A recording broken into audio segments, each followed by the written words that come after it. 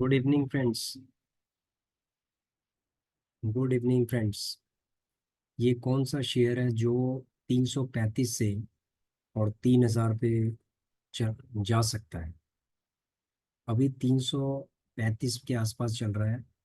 इसके फंडामेंटल को तो देखो। ठीक है, अलर्ट हो जाओ, क्योंकि इसने इतनी रैली मारी है। अभी आप देखोगे, अभी इसका फंडामेंटल देखोगे तो आपको खुद ही पता चल जाएगा कि ये 3000 पे जा सकता है नहीं जा सकता। प्रेडिक्ट करो। हम तो प्रेडिक्ट करते हैं कि ये जा सकता है। ओके फ्रेंड्स, इस स्टॉक्स का फंडामेंटल समझने से पहले हम चलते हैं एक डिस्क्लेमर में। देखो, डिस्क्लेमर ये है कि friends, I am not a SEBI registered advisor. I prepare videos for learning purpose only. Please do your own research before investing in the stock market और consult your advisor. Investing in the stock market is subject to market risk. तो इसमें market में हमेशा risk बना रहता है, इसलिए अपनी रिसर्च जरूर करें। ठीक है, आइए चलते हैं हम स्टॉक्स में। इसका नाम है जियो फाइनेंशियल सर्विसेज लिमिटेड। देखो, जियो का तो नाम आपने सुना होगा। जियो, हमारे पास सिम होती है, जियो की सिम है। ठीक है, टेलीकम्युनिकेशन की कंपनी है। जियो फाइनेंशियल सर्विसेज लिमिटेड एक फाइनेंशियल सर्विसेज है। इसका जो बेसिकली इसका पहले नाम था, जो ओरिजिनल नाम है, Reliance strategic investment private limited था, जो 1999 में इनकॉर्पोरेट हो गया था। ठीक है, उसके बाद इसका Jio financial services limited was incorporated in 2000 July 2023। जुलाई में ये इनकॉर्पोरेट हो गई थी। उसके बाद एसबीआई को एसबीआई से इसका रजिस्ट्रेशन हुआ था एज ए एनबीएफसी, यानी नॉन बैंकिंग फाइनेंशियल कॉरपोरेशंस। ठीक है, जब आरबीआई में इसका रजिस्ट्रेशन हो गया, उसके बाद इन्होंने स्टॉक मार्केट में लॉन्च कर दिया अपने आप को।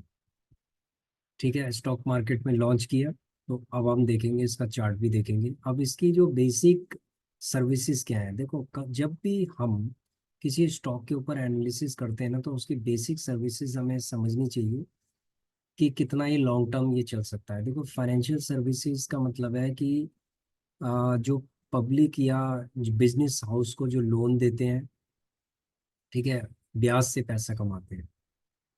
तो ये बहुत ही बड़ा बिजनेस है, लॉन्ग टर्म का हो सकता है। अगर कोई डिफॉल्टर ना हो, तो फाइनेंशियल सर्विसेज की जितनी भी मैक्सिमम कंपनियां होती हैं जो बहुत ही अच्छे से ऑनेस्टली जो काम करती हैं, तो उनकी ग्रोथ बहुत ज़बरदस्त होती है। जैसे बजाज फाइनेंस है, तो बजाज फाइनेंस की ग्रोथ बहुत तगड़ी ग्रोथ थी। तो ऐसे ही क्या है कि दूसरा बजाज फाइनेंस भी बन सकता है। ठीक है, ये हमारा प्रिडिक्शन है। बाकी जो सर्विसेज होती हैं, जो नॉन बैंकिंग फाइनेंशियल की जो सर्विसेज होती हैं, वो सारी की सारी सर्विसेज ये दे रहा है। जैसे बजाज फाइनेंस दे रहा है, ऐसे ये दे रहा है। और ये अगला बजाज फाइनेंस बन सकता है। ठीक है, अब आपको लेना कैसे है इसको, आइए चलते हैं हम। सबसे पहले फंडामेंटल को समझते हैं, उसके बाद फिर बात करेंगे कि किस तरीके से कितने कितने शेयर हमें लेने चाहिए। ठीक है, 2,21,857 करोड़ का इसका मार्केट कैपिटल है। 349 रुपए के आसपास ये चल रहा है।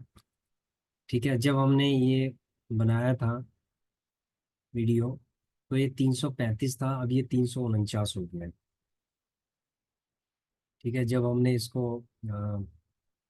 जब हम टेम्पलेट बना रहे थे इसका, तो 335 था, और एक दिन में ये 349 हो गया है। 35 से 49 हो गया, तो एक दिन में जम कर सकता है इतना, 10 रुपये ऊपर नीचे। तो 10 रुपये के आसपास। तो अब हम चलते हैं, देखो, फेस वैल्यू 10 रुपये इसकी, इसका मतलब है कि 349 रुपये का है।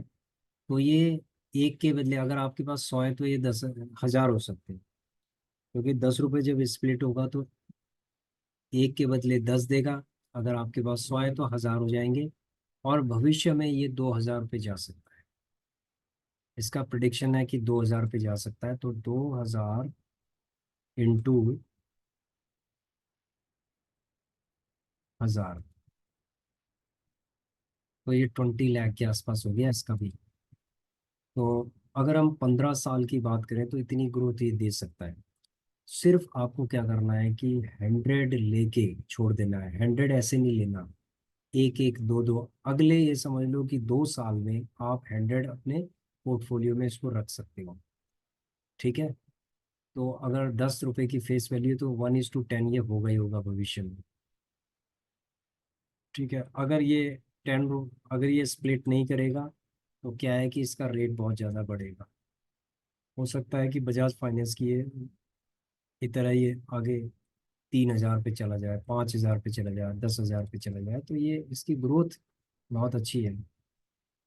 देखो चार्ट से भी ग्रोथ का पता चलता है कि अगर ये शुरू शुरू में कितने का था, ये 211 रुपए के आसपास था, 349 हो गया। तो आप समझ सकते हैं कि 211 से 349 पे चला गया, और कितने, अगस्त से, यानी अगस्त, सितंबर, अक्टूबर, नवंबर, दिसंबर, जनवरी, फरवरी, मार्च, अप्रैल, मई, यानी कि 10 महीने के अंदर इसने ये ऑलमोस्ट डबल हो गया। ठीक है। ऑलमोस्ट डबल हो गया, थोड़ा बहुत ये नीचे भी गया था। स्विंग देखो, हर स्टॉक स्विंग करता है। ठीक है। जब वो ऊपर जाता है तो नीचे की तरफ आता है, फिर स्विंग करता है, लेकिन फंडामेंटल बहुत स्ट्रांग होना चाहिए। जिसका फंडामेंटल स्ट्रांग है और उसका बिजनेस बहुत स्ट्रांग है, तो इसका मतलब है कि ये भविष्य में आगे जाएगा। इसका मतलब है कि जब जब गिरेगा, थोड़ा थोड़ा क्वांटिटी आप उठाते जाइए। इसके जो कॉम्पिटिटर हैं, देखो बजाज फाइनेंस, हमने कहा था बजाज फाइनेंस, तो ये बिल्कुल बजाज फाइनेंस की तरह आप देख रहे होंगे। इसके जो कॉम्पिटिटर हैं यही सबसे पीछे है अभी, क्योंकि अभी अभी लॉन्च हुआ है।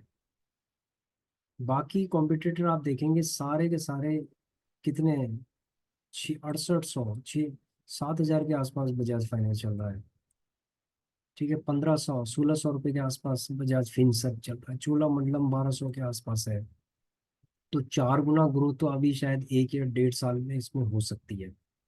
ठीक है। बाकी ये स्प्लिट करेगा या बोनस शेयर्स देगा, तो उससे बहुत फायदा होगा इन्वेस्टर्स को। ठीक है। इसका जो प्रॉफिट है ये भी बहुत अच्छा है। प्रॉफिट 311 करोड़ का प्रॉफिट है, नेट प्रॉफिट अच्छा है इसका। उसके बाद है नेट प्रॉफिट अच्छा है इसका, ईयरली नेट प्रॉफिट अच्छा है इसका। पहले 31 करोड़ था, अब 1605 करोड़। उसके बाद है शेयर होल्डिंग पैटर्न्स इसका ठीक है। कैश फ्लो इसका ठीक है, कैश फ्लो भी कम है इसका, बहुत ज़्यादा कैश फ्लो नहीं है। कैश फ्लो ठीक ठाक है इसका, क्योंकि शुरू शुरू में जो कंपनियां होती हैं उनका कैश फ्लो हमेशा, मतलब मैक्सिमम नेगेटिव में भी रहता है, लेकिन इसका ठीक है। एटलीस्ट पॉजिटिव में है, तो थोड़ा थोड़ा करके हम इन्वेस्टमेंट कर सकते हैं। ठीक है। उसके बाद प्रोमोटर्स इसके 47% के आसपास प्रोमोटर है, नॉट बैड, ठीक है। एफ आईज डी आईज भी हैं इसके अंदर। इसका मतलब है कि स्विंग करने वाला भी है और ग्रोथ देने वाला भी है। तो इसका मतलब है कि कभी भी इस ऐसे स्टॉक्स को कभी भी एक साथ ना लें, कि एक साथ आपने 100 ले लिए, 50 ले लिए, 25 ले लिए। इस तरीके के जो स्टॉक है उसको आपको कितना लेना है, तीन तीन पाँच पाँच करके लेना है, दो दो तीन तीन पाँच पाँच। जरूरत पड़े तो एक एक लेना है, नहीं तो मैक्सिमम पाँच पाँच लेने चाहिए। ठीक है। ये इन्वेस्टमेंट की लर्निंग है इसके अंदर, हमें किस तरीके से इसको लेना चाहिए।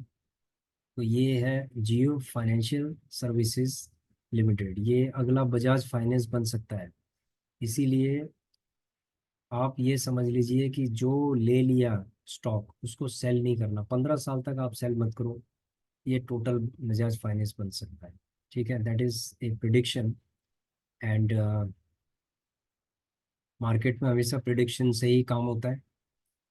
तो thanks for watching our video, and we will bring more videos, more learning videos to you, and more bumper stocks। ठीक है। एक चीज़ हम आपको ये बताना चाहते हैं कि कोई भी स्टॉक आप लीजिए, आपको वही पैसा इन्वेस्टमेंट करना है जो आपके पास रिस्क फ्री पैसा है, मतलब कि जिसको आप 15 साल तक, जिस पैसे की आपको जरूरत नहीं है, 15 साल तक जिस पैसे की आपको जरूरत नहीं है, वही पैसा आपने स्टॉक मार्केट के अंदर इन्वेस्टमेंट करना है, नहीं तो कोई फायदा नहीं है। मान लीजिए 349 पे है, 300 400 पे चला गया, आप उसको सेल कर दोगे, उसके बाद सोचोगे कि हम करोड़पति बन जाएंगे, कोई करोड़पति नहीं बनता। देखो, लॉन्ग टर्म में ही लोग करोड़पति बनते हैं, जिन्होंने स्टॉक लिए और उसके बाद उन्होंने छोड़ दिया उसको 15 साल के लिए, 20 साल के लिए। तो करोड़पति वही लोग बनेंगे जो स्टॉक लेंगे और उसको अपने पोर्टफोलियो में दबा के रखेंगे। बाय सेल से कोई भी नहीं बनेगा। बाय सेल करते रहोगे तो क्या होगा कि उससे आपका टाइम वेस्ट होगा। ठीक है। बाय सेल से एक्चुअली क्या होता है, टाइम वेस्ट होता है। जो बड़े इन्वेस्टर हैं वो बाय सेल करेंगे तो वो क्या होता है कि करोड़ों में अपना गेम खेल रहे हैं, और उसके बाद जो वो लाखों रुपए कमा रहे हैं उसको भी आप क्या री इन्वेस्ट, वो लोग री इन्वेस्ट करें। तो जो कैश में काम करते हैं, बड़े लेवल पे काम करते हैं, उन लोगों को फायदा होता है। अब हम 25 50 100 स्टॉक में अगर मान लीजिए कि हम स्विंग ट्रेडिंग करेंगे, या हम बाय सेल करते रहेंगे, तो क्या होगा कि उससे ज़्यादा हम ब्रोकरेज चार्जेस दे देंगे। तो इसीलिए चाहे आप एक स्टॉक लो, 10 लो, 100 लो, 500 लो, जो भी आप लो, उसको आप लॉन्ग टर्म के लिए लीजिए, शॉर्ट टर्म के लिए मत लीजिए। ठीक है। तो कोई भी बिजनेस है, या फिर उस बिजनेस से बिल्कुल आप एग्जिट कर दीजिए। देखो, आप एक बिजनेस खरीद रहे हो, इसलिए सबसे पहले उसकी एनालिसिस बहुत जरूरी है। अगर आप किसी भी बिजनेस की एनालिसिस नहीं कर सकते, आंख बंद करके इन्वेस्टमेंट करोगे, तो आप कभी भी लंबे समय तक आप कभी भी उस स्टॉक्स के अंदर नहीं रह सकते। ठीक है। You are buying a business, and business is just like a, ये एसेट है एक तरीके से जो आप बाय कर रहे हैं। ये एसेट जैसे कोई प्रॉपर्टी आप खरीदते हैं, तो क्या आप प्रॉपर्टी को बाय सेल करते हैं? क्या नहीं करते हैं ना बाय सेल। आप उसको होल्ड करके रखते हैं, फिर उसके बाद जब उसका रेट 10 गुना 20 गुना हो जाता है, तो तब आपको जब जरूरत होती है तभी आप उसको सेल करते हैं। तो स्टॉक्स आर लाइक प्रॉपर्टीज, तो ये एसेट की तरह है। ठीक है। तो इस चीज का आपने ध्यान रखना है। ठीक है। That is a, this is a learning for us, एक लर्निंग वीडियो है ये। Okay. Thanks for watching our video. Please like, share our videos, so that the other people can understand about the uh, stocks and the learning strategies. Thank you very much.